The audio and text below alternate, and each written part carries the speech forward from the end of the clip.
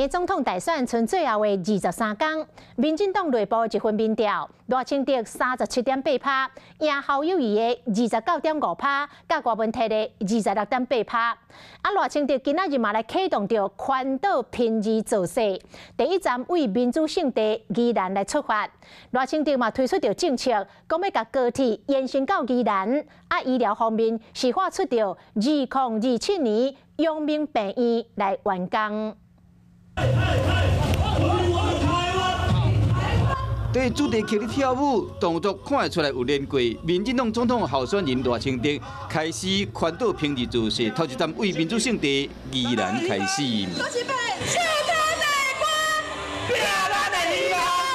一个可能，一个动作，青色的手棒放伫头壳顶，斗出一个选字。乡亲唔惊大雨甲低温来相天，赖清德嘛提出政策，讲未来愿景。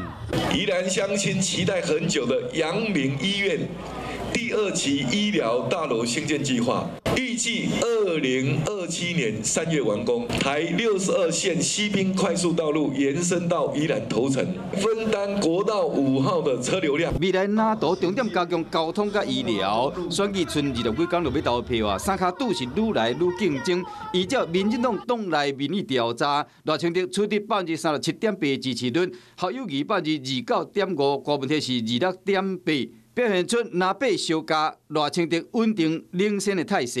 3票民护台湾，票顾台湾，大家讲好啊无？就算领先嘛无放松，一天有7个造势行程，要为宜兰经过花莲、台东，搁一路到屏东，全力拼选战。说来宣传4天3暝宽岛平日造势，为透早到暗时要甲乡亲博感情，就是要将这个领先搁扩大。